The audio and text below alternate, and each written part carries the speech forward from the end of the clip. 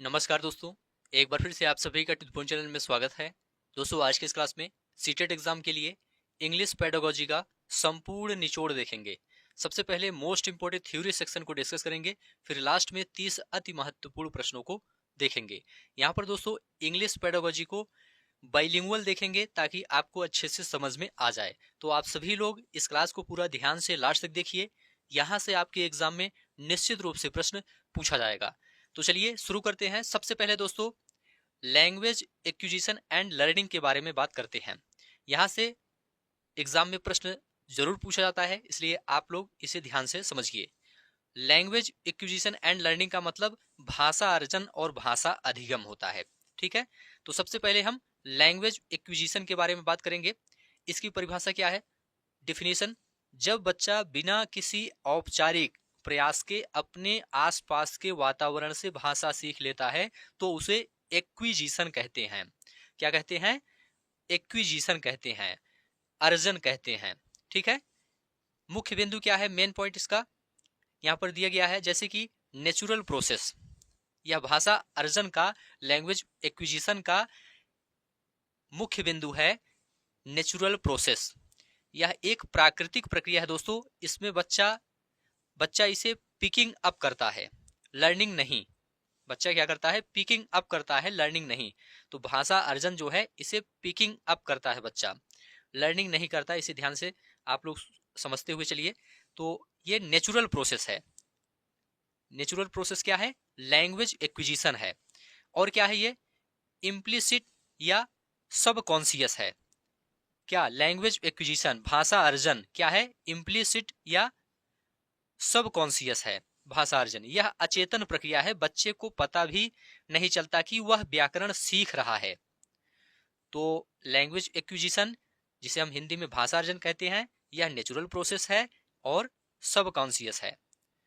First language, first language यह हमेशा बच्चे की मदर टंग या पहली भाषा होती है। भाषा अर्जन मातृभाषा होती है। ठीक है, लैंग्वेज एक्विजिशन क्या होती है? मदर टंग होती है। फोकस ऑन कम्युनिकेशन, यहाँ जोर इस बात पर होता है कि बच्चा अपनी बात कह पा रहा है या नहीं, ना कि व्याकरण की शुद्धता पर। ध्यान रखिएगा, भाषा अर्जन में व्याकरण की शुद्धता पर जोर नहीं दिया जाता है। इस बात पर जोर दिया जाता है कि बच्चा अपनी बात कह पा रहा है या नहीं, केवल इस पर जोर दिया जाता है। तो फोकस ऑन कम्युनिकेशन पर जोर दिया जाता है। ठीक है, नो फॉर्मल सेटिंग, इसके लिए किसी स्कूल नियम या किताब की जरूरत नहीं होती है। तो ये सभी पॉइंट आप लोग ध्यान रखिएगा, लैंग्वेज एक्विजिशन या भाषा अर्जन से संबंधित। लैंग्वेज एक्विजिशन क्या है? नेचुरल प्रोसेस है और सबकॉन्शियस है और फर्स्ट लैंग्वेज है और फोकस ऑन कम्युनिकेशन और नो फॉर्मल सेटिंग। ये सभी पॉइंट आप लोग ध्यान रखिएगा। अब यहाँ पर लैंग्वेज लर्निंग के बारे में बात करेंगे, भाषा अधिगम के बारे में बात करेंगे। इसकी डिफिनेशन क्या है? जब किसी भाषा को नियमों, व्याकरण और किताबों के माध्यम से सचेत होकर सीखा जाता है तो उसे लर्निंग कहते हैं, अधिगम कहते हैं, सीखना कहते हैं। मुख्य बिंदु यहाँ पर है लैंग्वेज लर्निंग के फॉर्मल प्रोसेस। यह एक औपचारिक प्रक्रिया है जो अक्सर स्कूल या कोचिंग में होती है। भाषा अधिगम क्या है? एक औपचारिक प्रक्रिया है। लैंग्वेज लर्निंग क्या है? एक फॉर्मल प्रोसेस है। और क्या है? इम्प्लिसिट या कॉन्शियस, यह सचेतन प्रक्रिया है। छात्र को पता होता है कि वह नई भाषा सीख रहा है। तो लैंग्वेज लर्निंग क्या है? कॉन्शियस है। सेकंड लैंग्वेज है ये, इसे अक्सर टारगेट लैंग्वेज कहा जाता है या लक्ष्य भाषा कहा जाता है। भारत में अंग्रेजी अक्सर लैंग्वेज 2 होती है, मतलब सेकंड लैंग्वेज होती है। तो लैंग्वेज लर्निंग क्या है? सेकंड लैंग्वेज और focus on grammar and rules.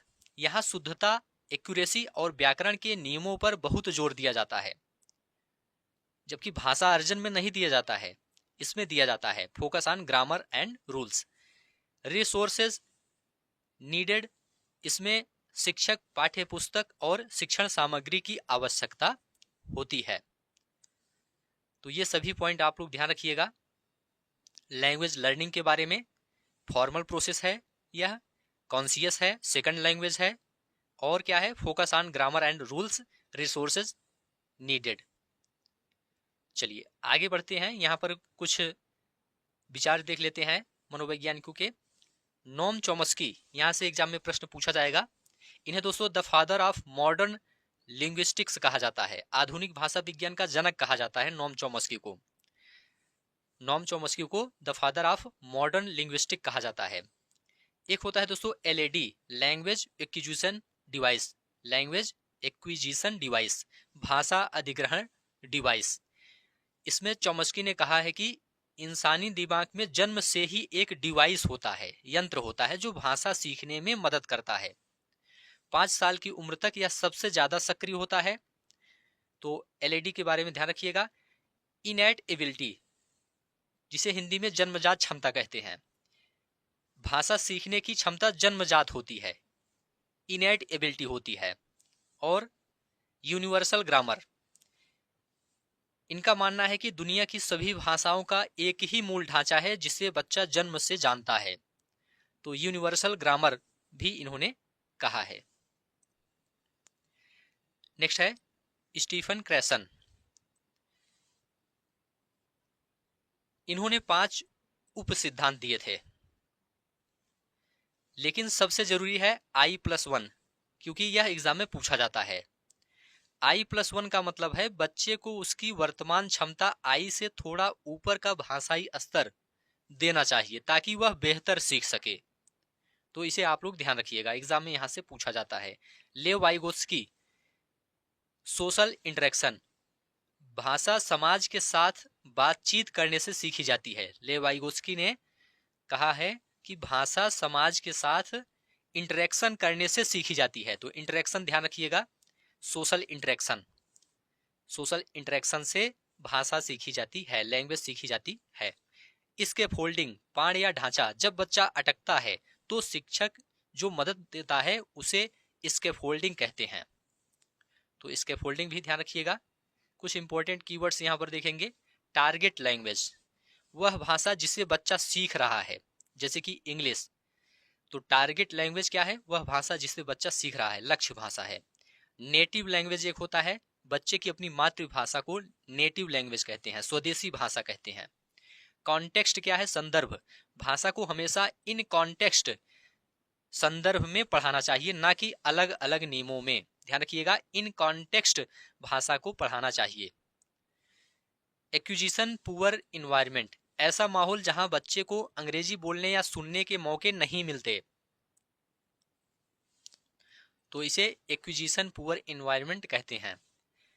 कुछ पेडागोजिकल एडवाइस यहां पर देखेंगे। जब आप कक्षा में पढ़ाते हैं तो बच्चे की मदर टंग, मातृभाषा को कभी गलत ना कहें, इसे ध्यान रखिएगा, इंपॉर्टेंट है। उसे एक रिसोर्स, संसाधन या एसेट, संपत्ति की तरह इस्तेमाल करें। तो ध्यान रखिएगा, बच्चे की जो मदर टंग है उसको कभी गलत नहीं कहना है, उसे एक रिसोर्स के रूप में या एक एसेट के रूप में इस्तेमाल करना है। लैंग्वेज स्किल्स, भाषाई कौशल। देखिए दोस्तों, लैंग्वेज स्किल्स हैं listening, speaking, reading and writing. भाषा सीखने का एक प्राकृतिक क्रम होता है LSRW, listening, speaking, reading, writing. इसे आप लोग ध्यान रखिएगा। चलिए, क्लासिफिकेशंस ऑफ स्किल्स, कौशलों का वर्गीकरण। यहां से एग्जाम में प्रश्न पूछा जाता है, तो इसे आप लोग अच्छे से समझिए। देखिए दोस्तों, एक होता है रिसेप्टिव स्किल्स, जिसे ग्रहणात्मक कौशल हिंदी में कहते हैं। तो रिसेप्टिव स्किल्स क्या है? जब हम भाषा को ग्रहण मतलब रिसीव करते हैं, इसमें लिसनिंग और रीडिंग शामिल होता है, सुनना और पढ़ना शामिल होता है। इसे हम पैसिव स्किल्स भी कहते हैं। रिसेप्टिव स्किल्स को क्या कहते हैं? पैसिव स्किल्स भी कहते हैं। तो रिसेप्टिव स्किल्स में क्या शामिल है? लिसनिंग और रीडिंग शामिल है, इसे ध्यान रखिएगा, सुनना और पढ़ना शामिल है। एक होता है प्रोडक्टिव स्किल्स, उत्पादक कौशल हिंदी में कहते हैं। तो प्रोडक्टिव स्किल्स जो है, जब हम भाषा का उत्पादन प्रोड्यूस करते हैं या विचार व्यक्त करते हैं, इसमें स्पीकिंग और राइटिंग शामिल होता है, बोलना और लिखना शामिल होता है। किसमें? प्रोडक्टिव स्किल्स में। दोनों काफी ज्यादा इंपॉर्टेंट है, यहां से एग्जाम में प्रश्न हर बार पूछा जाता है। इसे दोस्तों एक्टिव स्किल्स या एक्सप्रेसिव स्किल्स भी कहते हैं। किसे? प्रोडक्टिव स्किल्स को। ध्यान रखिएगा, एक्टिव स्किल्स भी कहते हैं, एक्सप्रेसिव स्किल्स भी कहते हैं। इसमें क्या शामिल है? प्रोडक्टिव स्किल्स में स्पीकिंग शामिल है और राइटिंग शामिल है, बोलना और लिखना शामिल है। हिंदी में उत्पादक कौशल इसे कहते हैं, प्रोडक्टिव स्किल्स को। तो अच्छे से दोनों समझते हुए चलिए। यहां से प्रश्न पूछा जाता है अलग अलग नामों से, तो ध्यान से आप लोग इसको समझ लीजिए। चलिए आगे बढ़ते हैं। रीडिंग स्किल्स, पठन कौशल हिंदी में कहते हैं। रीडिंग स्किल्स के 4 मुख्य प्रकार हैं। एक होता है स्किमिंग। स्किमिंग का मतलब सरसरी तौर पर पढ़ना। जब हम किसी टेक्स्ट को बहुत तेजी से पढ़ते हैं ताकि उसका मेन आइडिया या जिस्ट समझ सकें, मतलब सारांश समझ सकें, तो उसे हम स्किमिंग कहते हैं। इसे ध्यान रखिएगा। जैसे कि अखबार की हेडलाइंस पढ़ना या किसी कहानी का सार जानना, तो ध्यान रखिएगा स्किमिंग, सरसरी तौर पर पढ़ना। स्कैनिंग, बारीकी से खोजना। जब हम किसी टेक्स्ट में से कोई स्पेसिफिक इंफॉर्मेशन ढूंढते हैं तो उसे हम स्कैनिंग कहते हैं। खास जानकारी जब हम ढूंढते हैं तो उसे क्या कहते हैं? स्कैनिंग कहते हैं। उदाहरण के लिए डिक्शनरी में शब्द ढूंढना, ट्रेन का टाइम टेबल देखना या किसी पैराग्राफ में डेट खोजना, ये सब क्या है? स्कैनिंग के उदाहरण है। तो दोनों ध्यान रखिएगा। इससे संबंधित प्रश्न आगे देखने को मिलेगा। एक है दोस्तों इंटेंसिव रीडिंग। इंग्लिश पेडागोजी के यहाँ पर इंपॉर्टेंट चीजों को लिखा गया है, तो ध्यान से आप लोग देखते हुए और समझते हुए चलिए। एक होता है इंटेंसिव रीडिंग, जिसे हिंदी में गहन पठन कहते हैं। तो इंटेंसिव रीडिंग में कक्षा के अंदर किया जाने वाला पठन, जहां हर शब्द और व्याकरण की बारीकी पर ध्यान दिया जाता है, उसे हम इंटेंसिव रीडिंग कहते हैं। इसका उद्देश्य एक्यूरेसी होता है, सटीकता होता है। ध्यान रखिएगा, इंटेंसिव रीडिंग का उद्देश्य क्या होता है? एक्यूरेसी होता है। एक होता है एक्सटेंसिव रीडिंग, जिसे हम हिंदी में व्यापक पठन कहते हैं। आनंद, प्लीजर के लिए बाहर पढ़ना, जैसे कॉमिक्स या नॉवेल पढ़ना, ये क्या है? एक्सटेंसिव रीडिंग है। आनंद के लिए बाहर पढ़ना एक्सटेंसिव रीडिंग है, व्यापक पठन है। इसका उद्देश्य फ्लुएंसी और मनोरंजन होता है, प्रवाह और मनोरंजन होता है। चलिए राइटिंग स्किल्स के बारे में बात करेंगे। लेखन कौशल इसे हिंदी में कहते हैं। लेखन केवल अक्षर बनाना नहीं है, बल्कि विचारों को क्रमबद्ध करना है। इसके चरण पूछे जाते हैं एग्जाम में, जो कि नीचे दिया गया है। एक होता है ब्रेन स्टॉर्मिंग, विचारों को इकट्ठा करना। ब्रेन स्टॉर्मिंग का मतलब विचारों को इकट्ठा करना। आउटलाइनिंग या ड्राफ्टिंग, मसौदा तैयार करना। आउटलाइनिंग या ड्राफ्टिंग का मतलब मसौदा तैयार करना। रिवाइजिंग, सुधार करना। प्रूफ रीडिंग, व्याकरण और स्पेलिंग की गलतियां ठीक करना। फाइनल ड्राफ्ट, अंतिम रूप देना। तो यहां पर ये सभी राइटिंग स्किल्स आपको ध्यान में रखना है। चलिए नेक्स्ट है लिसनिंग एंड स्पीकिंग, श्रवण और मौखिक। लिसनिंग, यह केवल सुनना नहीं बल्कि अर्थ निर्माण, मीनिंग मेकिंग है। लिसनिंग क्या है? मीनिंग मेकिंग है, इसे ध्यान रखिएगा। स्पीकिंग, इसमें प्रोनाउंसिएशन और स्ट्रेस या इंटोनेशन का महत्व होता है। इंटोनेशन मतलब सुर ताल का महत्व होता है, उच्चारण और सुर ताल का महत्व होता है स्पीकिंग में। तो स्पीकिंग में प्रोनाउंसिएशन और इंटोनेशन का महत्व होता है, इसे ध्यान रखिएगा। महत्वपूर्ण तकनीकी शब्द यहां पर देखेंगे। फोनिम, फोनिम का मतलब ध्वनिग्राम होता है हिंदी में। भाषा की सबसे छोटी ध्वनि इकाई को फोनिम कहते हैं। स्मॉलेस्ट यूनिट ऑफ साउंड को क्या कहते हैं? फोनिम कहते हैं।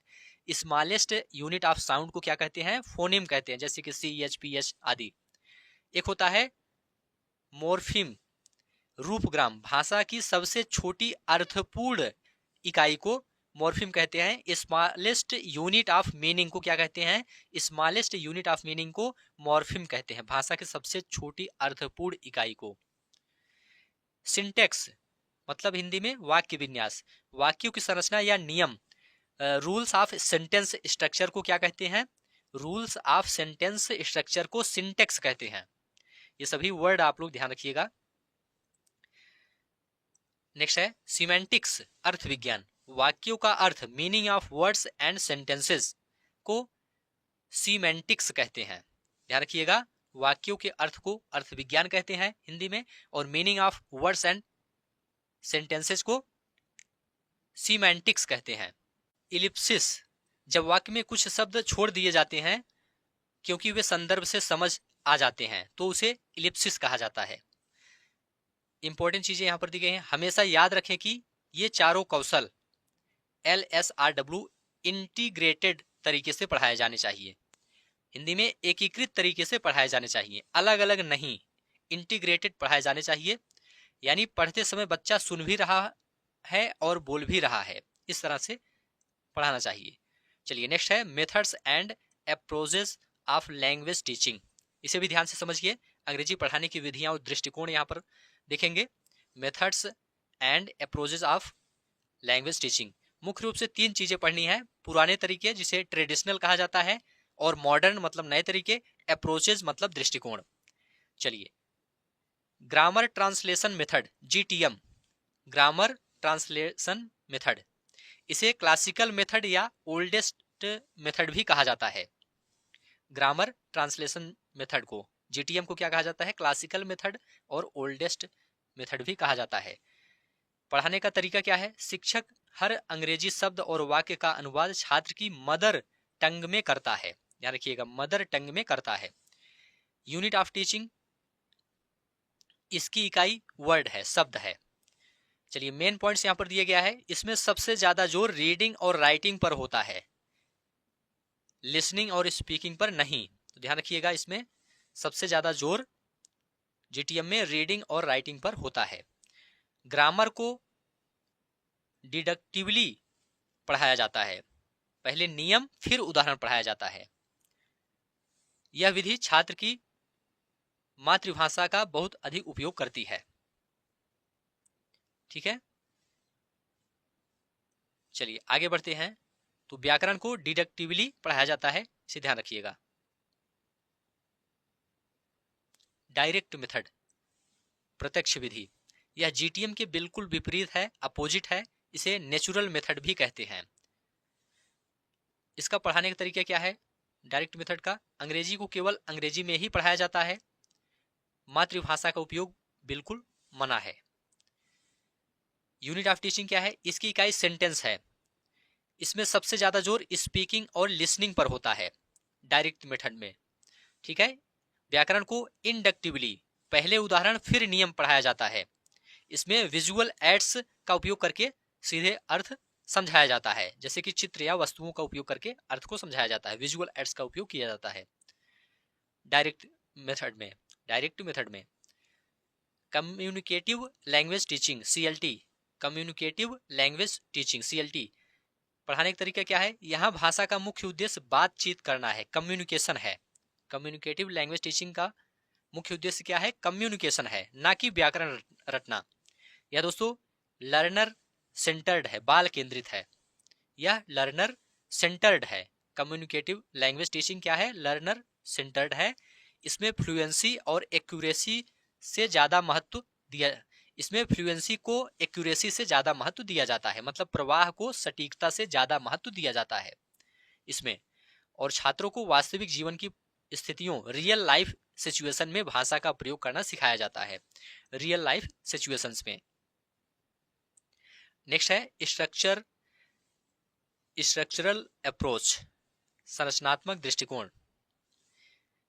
इसका मानना है कि भाषा पैटर्न्स और स्ट्रक्चर से बनी है। छात्रों को वाक्यों की खास बनावट, जैसे कि subject plus verb plus object, बार बार अभ्यास करवाई जाती है इसमें। किसमें? स्ट्रक्चरल अप्रोच में। इसमें सिलेक्शन और ग्रेजुएशन के सिद्धांतों का पालन होता है, यानी सरल संरचना पहले, कठिन बाद में। चलिए नेक्स्ट है ऑडियो लिंगुअल मेथड, इसे आर्मी मेथड भी कहते हैं। इसमें टेप रिकॉर्डर का उपयोग करके ड्रिल और रिपीटिशन पर जोर दिया जाता है, बार बार अभ्यास पर जोर दिया जाता है ऑडियो लिंगुअल मेथड में। सभी पॉइंट ध्यान से देखते हुए चलिए। सजेस्टोपीडिया, इसमें शांत संगीत और आरामदायक माहौल का उपयोग करके तनाव मुक्त होकर भाषा सिखाई जाती है सजेस्टोपीडिया में। टोटल फिजिकल रिस्पॉन्स TPR, इसमें शिक्षक निर्देश देता है, जैसे कि stand up, open the door, और छात्र शारीरिक गतिविधि जैसे कि फिजिकल एक्शन करके प्रतिक्रिया देते हैं। यह छोटे बच्चों के लिए बहुत ही उपयोगी माना जाता है TPR, total physical response. Electric approach, इसका मतलब है कोई एक विधि बेस्ट नहीं है, शिक्षक को अपनी कक्षा की जरूरत के हिसाब से अलग अलग विधियों के अच्छे तत्वों को जोड़कर पढ़ाना चाहिए, इसे इलेक्टिक अप्रोच कहते हैं। नेक्स्ट है challenges of teaching language and multilingualism, भाषा शिक्षण की चुनौतियां और बहुभाषिकता। मल्टीलिंगुअलिज्म के बारे में यहाँ पर बात करेंगे। देखिए दोस्तों, भारत जैसे देश में एक कक्षा में अलग अलग भाषा बोलने वाले बच्चे होते हैं। इसे शिक्षक को कैसे देखना चाहिए? तो इसे दोस्तों ऐसे रिसोर्स के रूप में देखना चाहिए, एक संसाधन के रूप में देखना चाहिए। बहुभाषिकता दोस्तों बाधा नहीं है, बल्कि एक एसेट है और रिसोर्स है, संपत्ति है और संसाधन है। मोस्ट इंपॉर्टेंट पॉइंट है, ध्यान से समझते हुए चलिए। मल्टी लिंग्वलिज्म क्या है? एक रिसोर्स है, एक एसेट है।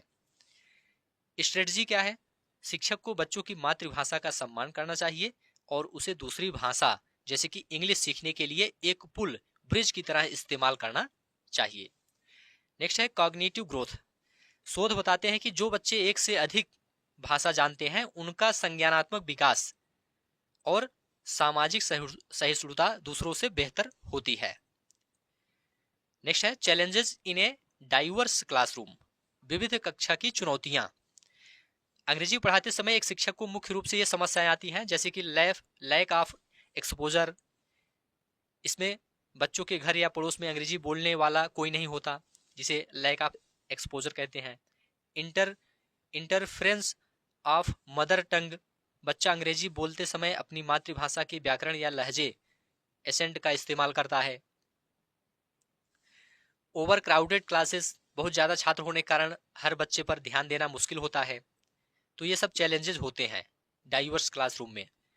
लर्निंग डिसेबिलिटीज यहाँ पर देखेंगे। भाषा सीखने में आने वाली कुछ खास रुकावटें, अधिगम विकार जिसे कहा जाता है, जैसे कि डिसलेक्सिया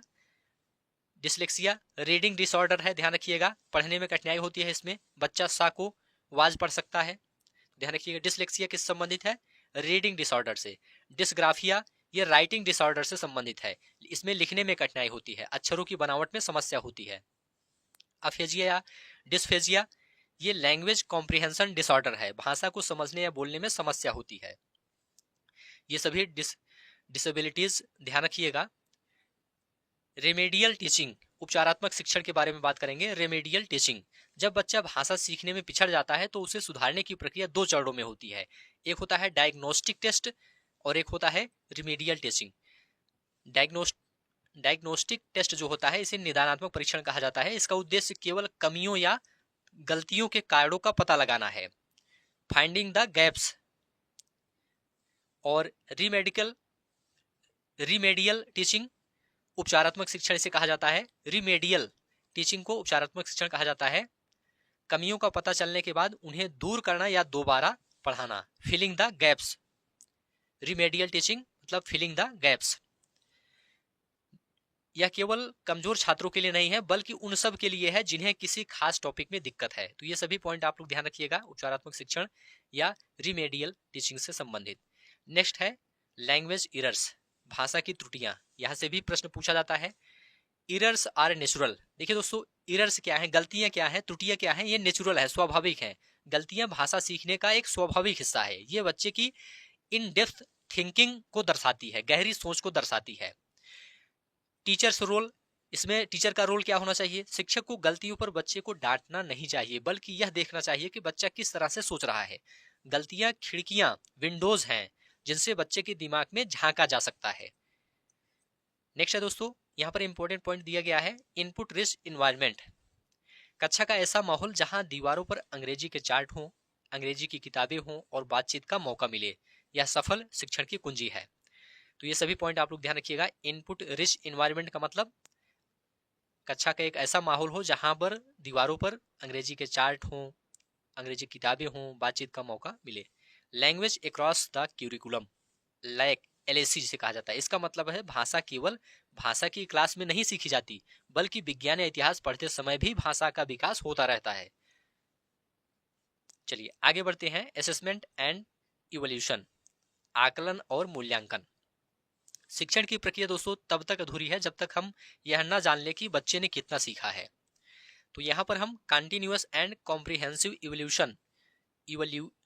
इवैल्यूएशन के बारे में बात करेंगे, CCE के बारे में बात करेंगे, कंटिन्यूअस एंड कॉम्प्रिहेंसिव इवैल्यूएशन। सबसे पहले कंटिन्यूअस, सतत के बारे में बात करेंगे। मूल्यांकन साल के अंत में एक बार नहीं बल्कि साल भर लगातार होना चाहिए, जिसे कंटिन्यूअस कहते हैं। मूल्यांकन कब होना चाहिए? लगातार होना चाहिए। कॉम्प्रिहेंसिव मतलब व्यापक, इसमें बच्चे के केवल नंबर नहीं बल्कि उसके व्यवहार, खेल, कला को भी शामिल करना चाहिए।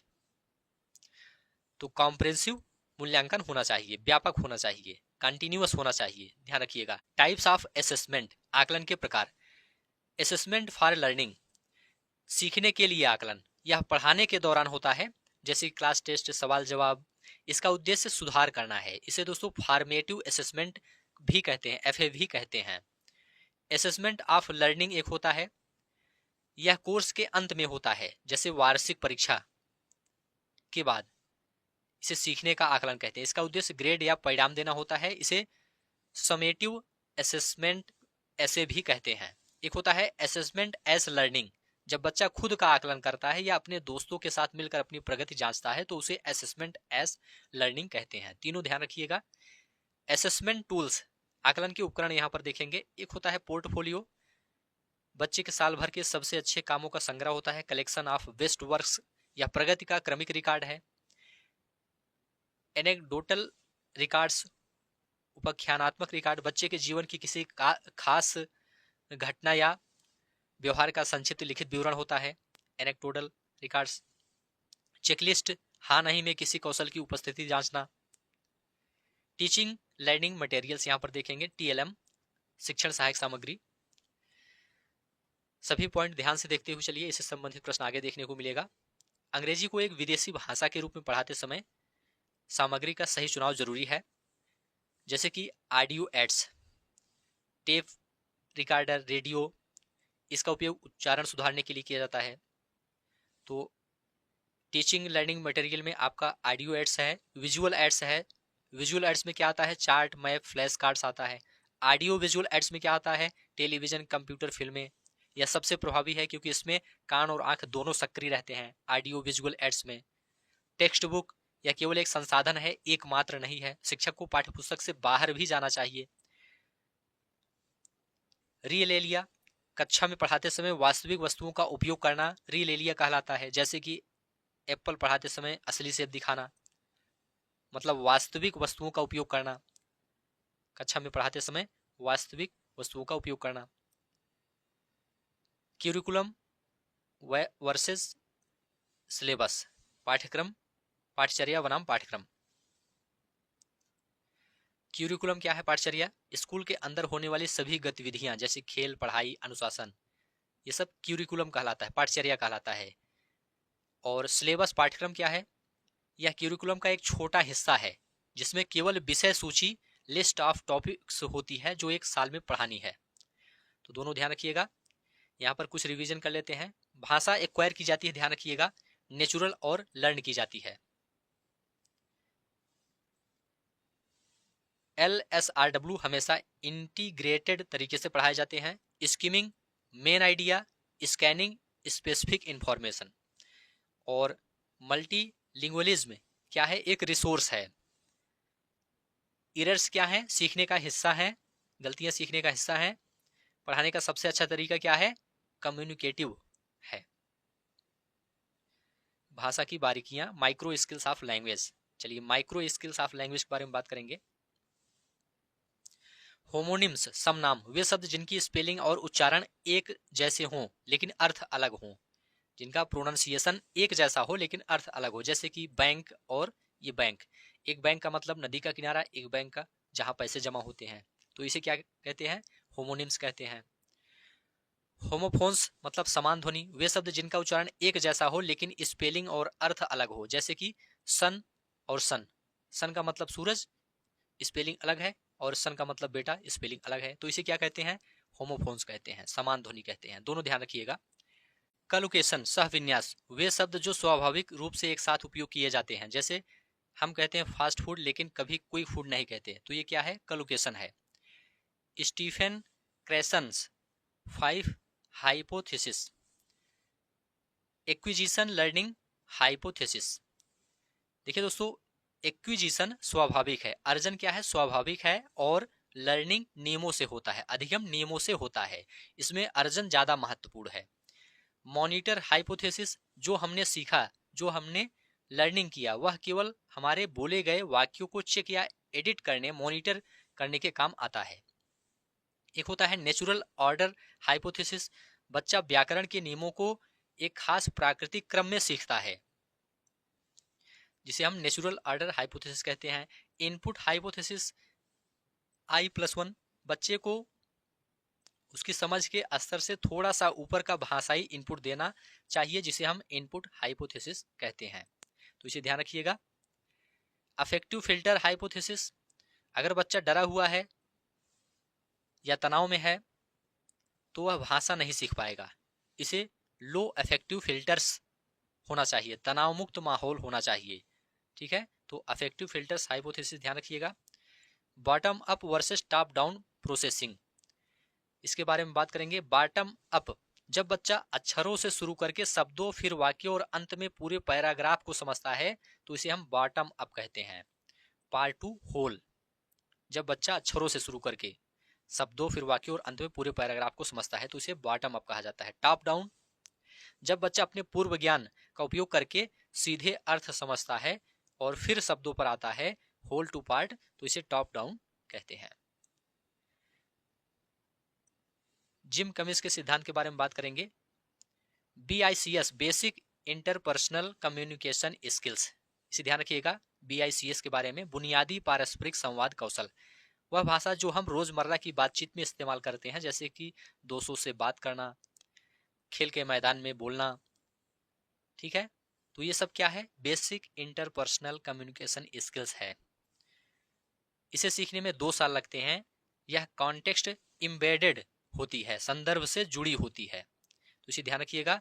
एक है दोस्तों cognitive academic language proficiency, CALP, संज्ञानात्मक अकादमिक भाषा प्रवीणता, वह कठिन भाषा जो स्कूल की पढ़ाई, निबंध लिखने या गंभीर बहस में इस्तेमाल होती है,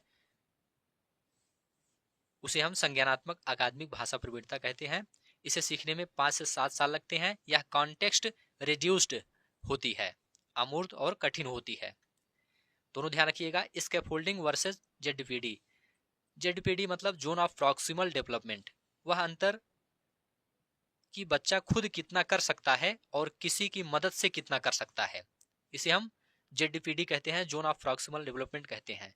स्कैफोल्डिंग, पाठ या ढांचा, शिक्षक द्वारा दी जाने वाली टेम्परेरी हेल्प स्कैफोल्डिंग कहलाता है, अस्थायी मदद स्कैफोल्डिंग कहलाता है। तो ध्यान से समझते हुए चलिए। अगर बच्चा कोई शब्द भूल रहा है और टीचर उसे थोड़ा हिंट दे दे तो उसे स्कैफोल्डिंग कहेंगे। चलिए, यहाँ पर थ्योरी सेक्शन आपका कंप्लीट हो गया। अब 30 मोस्ट इंपोर्टेंट MCQ देखेंगे इंग्लिश पेडागोजी से संबंधित। तो सभी प्रश्न आप लोग ध्यान से देखते हुए चलिए। कथन और कारण वाला प्रश्न है। एसर्शन ए, एसर्शन का मतलब क्या होता है? कथन होता है, ध्यान रखिएगा। एसर्शन ए और रीजन का मतलब कारण होता है, आप सबको पता है। तो assertion A, errors are a necessary part of the language learning process. आपको कथन और कारण दोनों देखना है, कौन सा सही है कौन सा गलत है। तो पहला कथन दिया गया है, errors are a necessary part of language learning process. Theory section में आपको बताया गया था, गलतियां भाषा सीखने की प्रक्रिया का एक आवश्यक हिस्सा है। क्या यह सही है? तो बिल्कुल सही है। Errors are necessary part of the language learning process, बिल्कुल यहाँ पर असर्शन ए सही है। एरर्स जो हैं, एरर्स लैंग्वेज सीखने की प्रक्रिया का एक आवश्यक हिस्सा है। और रीजन यहाँ पर दिया गया है R, errors provide a window into the child's thinking and how they are constructing rules. इसका मतलब क्या हुआ? गलतियां बच्चे की सोच और वे नियम कैसे बना रहे हैं इसे समझने के लिए खिड़की प्रदान करती है। क्या यह सही है? यह भी आपको बताया गया था, तो बिल्कुल सही है। रीजन भी आपका सही है। Errors provide a window, errors provide a window into the child's thinking and how they are constructing rules.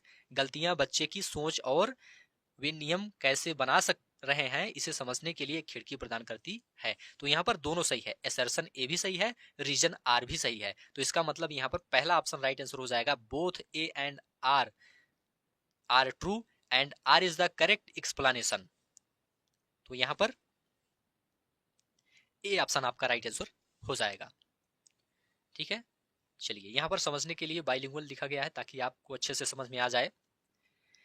A teacher asks students to find similar expressions from their mother tongue while teaching English, this strategy is known as. इस strategy को क्या नाम दिया जाता है? मतलब एक शिक्षक अंग्रेजी पढ़ाते समय छात्रों से उनकी मदर टंग मतलब मातृभाषा से समान अभिव्यक्ति खोजने के लिए कहता है अंग्रेजी में। इस रणनीति को क्या कहा जाता है? इस स्ट्रेटजी को क्या कहा जाता है? तो इसे दोस्तों मल्टीलिंगुअलिज्म आर रिसोर्स कहा जाता है। ध्यान रखिएगा, संसाधन के रूप में बहुभाषिकता कहा जाता है।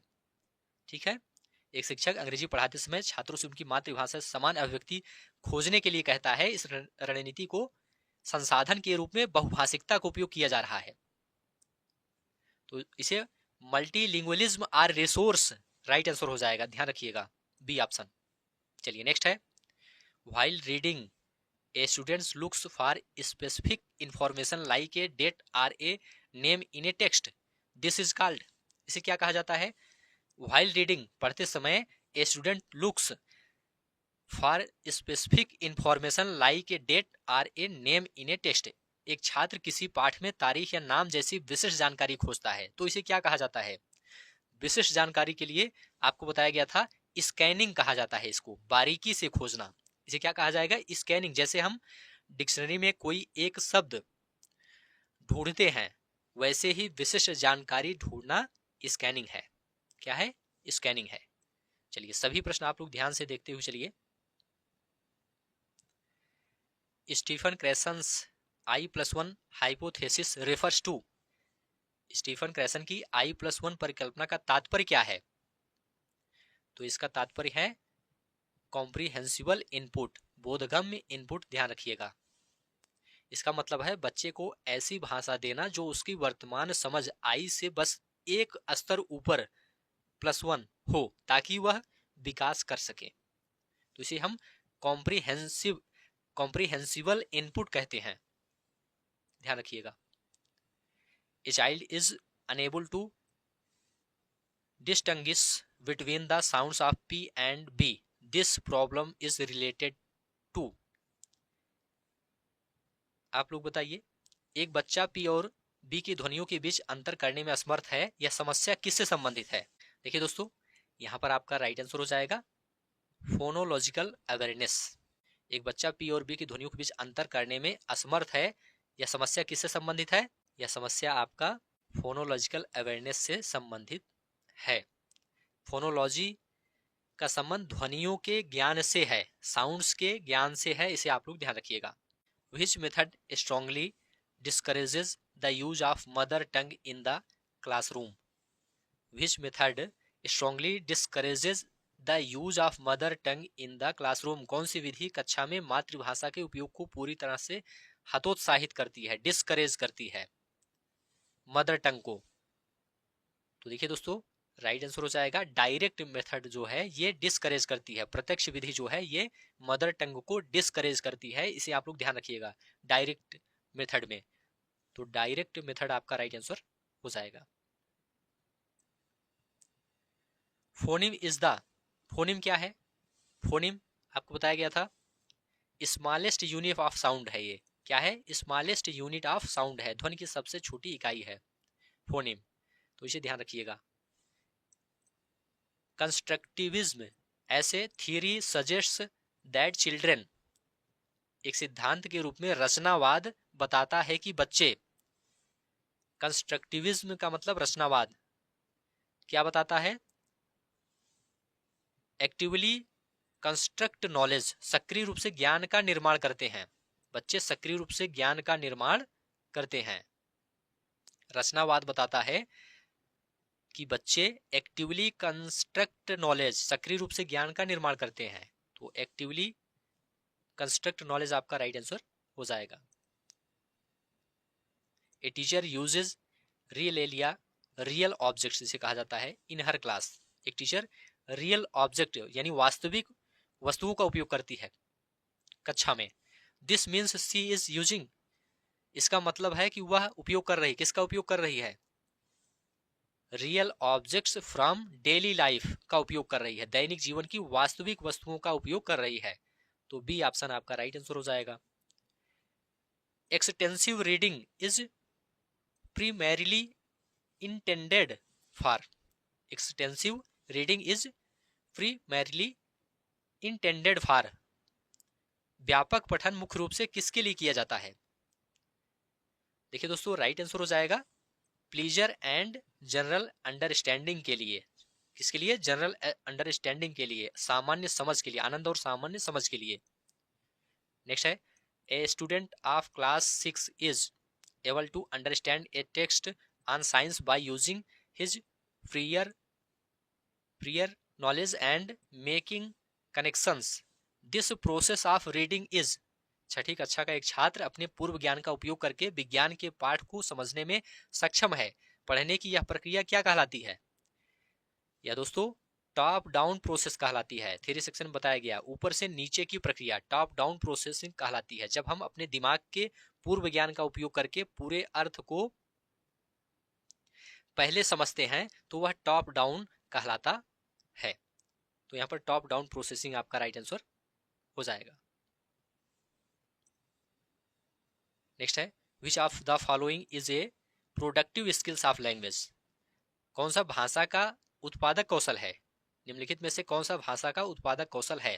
प्रोडक्टिव स्किल्स है। थ्योरी सेक्शन में बताया गया था, तो ध्यान रखिएगा, स्पीकिंग एंड राइटिंग ये क्या है? प्रोडक्टिव स्किल्स है। बोलना और लिखना प्रोडक्टिव स्किल्स है। ठीक है, प्रोडक्टिव का मतलब जिससे हम विचार पैदा करते हैं, प्रोड्यूस करते हैं। तो बोलकर लिखकर ही हम अपनी बात व्यक्त करते हैं। तो यहाँ पर बोलना लिखना राइट आंसर हो जाएगा, speaking and writing. In a language classroom a teacher uses scaffolding to help a learner. What does this mean? मतलब एक भाषा की कक्षा में एक शिक्षक शिक्षार्थी की मदद के लिए स्कैफोल्डिंग का उपयोग करता है। इसका क्या अर्थ है? इसका अर्थ है providing temporary support until the student can do it alone. अस्थायी सहायता देना जब तक कि छात्र इसे अकेले ना कर सकें। तो बी ऑप्शन आपका राइट आंसर हो जाएगा। चलिए नेक्स्ट है, a teacher wants to assess the creative writing of students, which tool would be most appropriate. एक शिक्षक छात्रों के रचनात्मक लेखन का आकलन करना चाहता है, कौन सा उपकरण सबसे उपयुक्त होगा? तो राइट आंसर हो जाएगा पोर्टफोलियो सबसे उपयुक्त होगा, पोर्टफोलियो पहला ऑप्शन राइट आंसर हो जाएगा। चलिए नेक्स्ट है, the monitor hypothesis of Stephen Krashen suggests that learning acts as an. Stephen Krashen की मॉनिटर परिकल्पना बताती है कि अधिगम लर्निंग एक किसके रूप में कार्य करता है?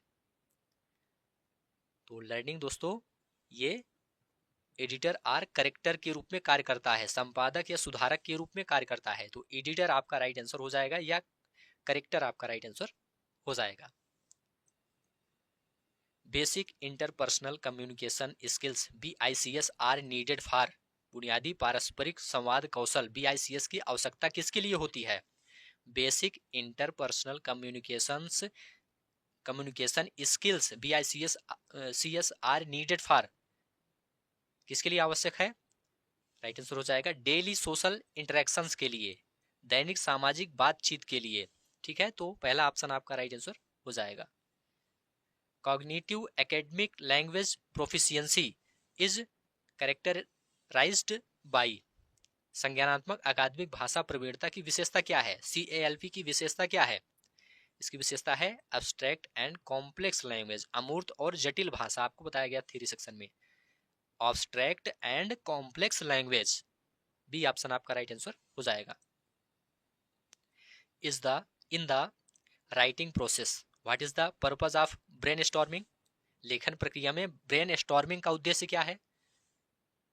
ब्रेनस्टॉर्मिंग तो इसका उद्देश्य है जनरेटिंग आइडियाज एंड थॉट्स, मतलब विचारों और सोच को उत्पन्न करना ब्रेनस्टॉर्मिंग कहलाता है। तो generating ideas and thoughts, D option आपका राइट आंसर हो जाएगा। लिखने से पहले जब हम बहुत सारे विचारों को इकट्ठा करते हैं तो उसे हम ब्रेनस्टॉर्मिंग कहते हैं। Scanning a text means reading it to find. किसी पाठ को स्कैन करने का अर्थ क्या खोजने के लिए पढ़ना है? तो राइट आंसर हो जाएगा a specific piece of information, एक विशिष्ट जानकारी, जैसे किसी लंबे पैराग्राफ में केवल तारीख या नाम ढूंढना स्कैनिंग कहलाता है। तो इसे आप लोग ध्यान रखिएगा। Assessment for learning is also known as, सीखने के लिए आकलन को इस रूप में भी जाना जाता है। किस रूप में? असेसमेंट फॉर लर्निंग को किस रूप में जाना जाता है? तो 3 सेक्शन में बताया गया था, फॉर्मेटिव असेसमेंट के रूप में जाना जाता है, रचनात्मक आकलन के रूप में जाना जाता है। असेसमेंट फॉर लर्निंग को फॉर्मेटिव असेसमेंट के रूप में जाना जाता है। जो आकलन पढ़ाने के दौरान सुधार के लिए किया जाता है उसे फॉर्मेटिव असेसमेंट कहते हैं। चलिए सभी प्रश्न ध्यान से देखते हुए चलिए। According to Stephen Krashen's affective filter hypothesis, a child will not learn a language if, Stephen Krashen की भावात्मक फिल्टर परिकल्पना के अनुसार एक बच्चा भाषा नहीं सीखेगा यदि ही has high anxiety and low confidence, वह अत्यधिक चिंतित और आत्मविश्वास कम है, वह अत्यधिक चिंतित है और आत्मविश्वास कम है, तब वह भाषा नहीं सीखेगा। तो he has high anxiety and low confidence आपका राइट आंसर हो जाएगा। नेक्स्ट है, multilingualism in a classroom should be viewed as, multilingualism को किस रूप में देखा जाना चाहिए? बहुभाषिकता को किस रूप में देखा जाना चाहिए? तो आपको बताया गया था, ए रिसोर्स फॉर लैंग्वेज लर्निंग, सीखने के लिए एक संसाधन, भाषा सीखने के लिए एक संसाधन के रूप में देखना है। ए रिसोर्स फॉर लैंग्वेज लर्निंग के रूप में देखना है। नेक्स्ट है, bottom up processing in listening involves,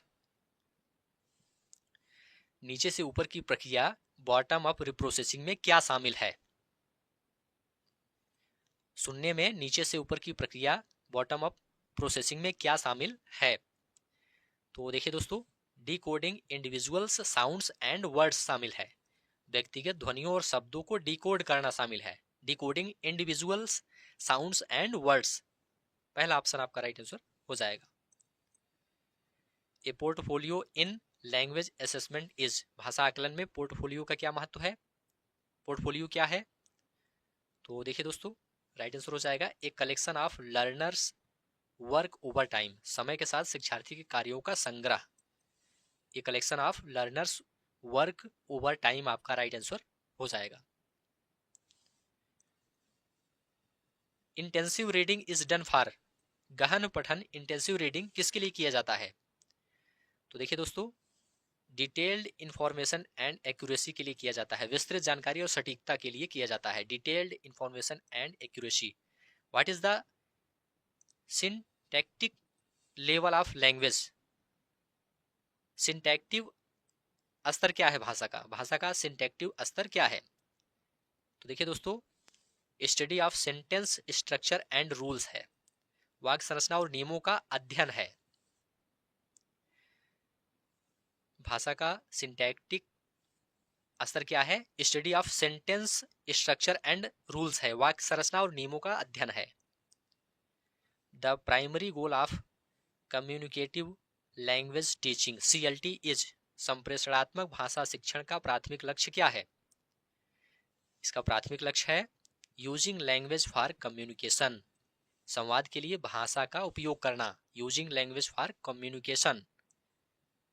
dyslexia is disability primarily related to,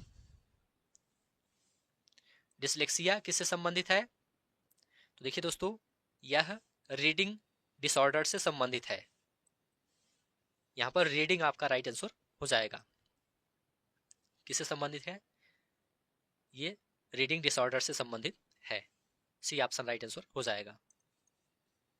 which of the following is a सब स्किल ऑफ राइटिंग, कौन सा लेखन का एक उपकौशल है? सब स्किल ऑफ राइटिंग, सब स्किल ऑफ राइटिंग पूछा गया है तो ड्राफ्टिंग याद रखिएगा, ड्राफ्टिंग मसौदा तैयार करना।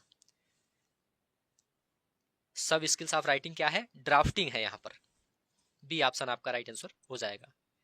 ए teacher provides a story map to students to help them summarize a story, this is an examples of, एक शिक्षक छात्रों को कहानी का सारांश देने में मदद करने के लिए कहानी मानचित्र प्रदान करता है, स्टोरी मैप प्रदान करता है। यह किसका उदाहरण है? तो देखिए दोस्तों, यह स्कैफोल्डिंग का उदाहरण है, अस्थायी मदद जिसे कहा जाता है, स्कैफोल्डिंग का एग्जाम्पल है। तो डी ऑप्शन आपका राइट आंसर हो जाएगा। तो ठीक है दोस्तों, आज की इस क्लास को यहीं पर समाप्त करते हैं। यहाँ से आपके एग्जाम में निश्चित रूप से प्रश्न पूछा जाएगा। उम्मीद है यह क्लास आपको अच्छा लगा है। अच्छा लगा है तो चैनल को सब्सक्राइब कीजिए, दोस्तों शेयर कीजिए और कमेंट में लिखकर जरूर बताइए। धन्यवाद।